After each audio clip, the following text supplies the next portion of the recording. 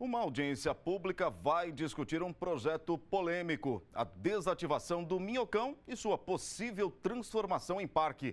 A repórter Luciana Camargo está na sala, no auditório Prestes Maia, aqui na Câmara Municipal, e tem ao vivo mais informações. Boa noite, Luciana. Boa noite, Miura. Boa noite a todos. A audiência pública foi convocada pela Comissão de Constituição e Justiça da Câmara.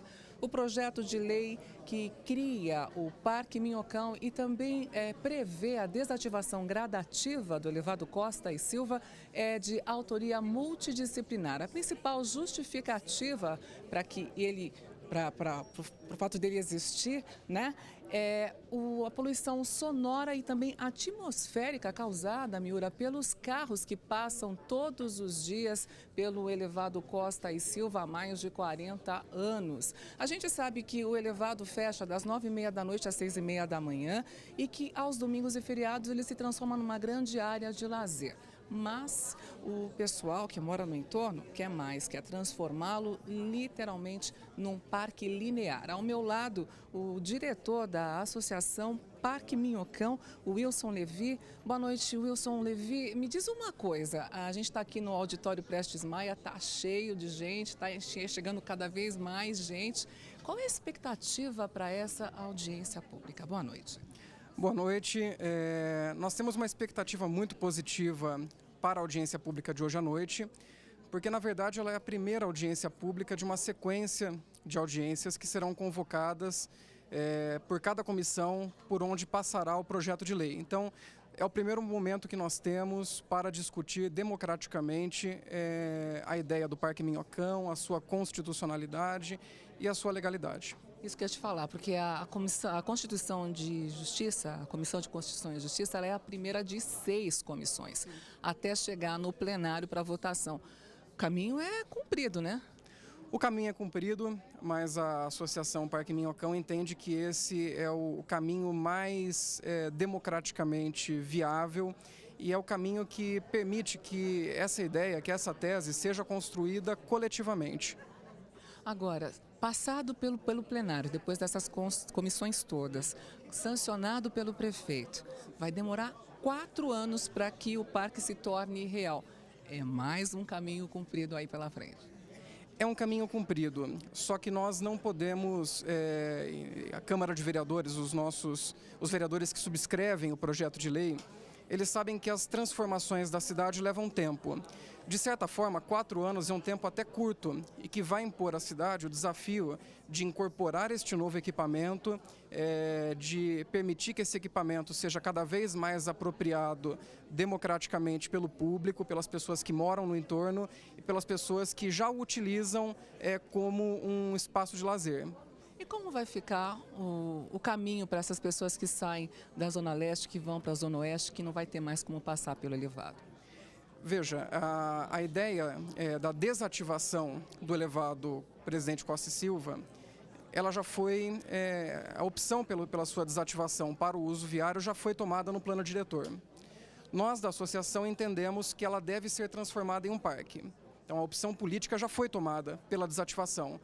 Então, no fundo, é a opção da cidade para as pessoas e não para os carros. E 4 anos é um tempo que os vereadores entendem suficiente para executar obras que permitam que os veículos que hoje utilizam esse equipamento façam uso de caminhos alternativos. Muito obrigada, viu, Wilson? E olha só, o repórter Leandro Chaves, ele está lá no centro da cidade, bem próximo ao Minhocão, ao lado de um especialista, um arquiteto que é contra o Parque Minhocão. Boa noite, Leandro. Boa noite, Luciana. Boa noite a todos. Olha, a transformação do Minhocão em um parque, como você já antecipou, ainda diverge muitas opiniões na cidade de São Paulo, né? Eu, por exemplo, estou ao lado do arquiteto Lourenço Gimenez e ele é contrário ao projeto. Boa noite, Lourenço. Qual seria a melhor solução? Boa noite. Eu entendo e apoio a iniciativa na criação de espaços públicos na cidade. De fato, a gente tem uma cidade que é muito carente de espaços públicos. Mas eu acho que a visão de transformar isso num parque elevado aos moldes de um Highline nova-iorquino, eu acho que é transformar um grande equívoco urbanístico, um grande erro que foi feito na década de 60, num meio acerto. Eu acho que a gente tem que levar em consideração que o tecido urbano cotidiano da cidade, que é o nível térreo, que é o nível de acesso das lojas, dos prédios residenciais, que é o nível das calçadas, que é o nível de todo dia, de todo mundo, vai continuar sendo um ambiente degradado, hostil, com sombra permanente. Eu acho que isso não é uma meia solução. Eu não sou contrário à criação de espaços públicos, pelo contrário, e também não sou contrário à desativação do minhocão como equipamento de transporte. Eu só acho que a solução precisa ser pesada com um pouco mais de critério. Neste ponto, Lourenço, os defensores do elevado, eles acreditam que o fim acarretaria em prejuízos para o trânsito da cidade, né? Seriam mais ou menos 4 mil carros a mais por hora na Avenida São João e outras ruas do centro. Como que você vê essa questão? Olha, 4 mil carros por hora, se a gente considerar que a gente tem aí um emplacamento de 2 mil carros novos por dia, eu acho que é um problema pequeno. A gente tem um problema que é muito maior do que esse para lidar, que é o investimento de longo prazo em transporte público.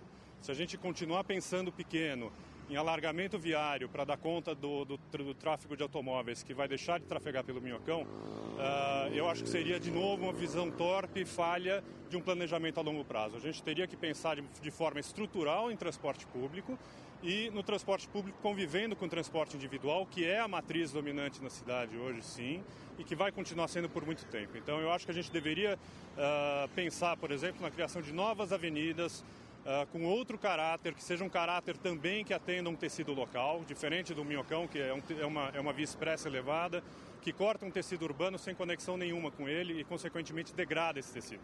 A gente precisa criar avenidas que tenham essas duas escalas e que convivam de forma coerente.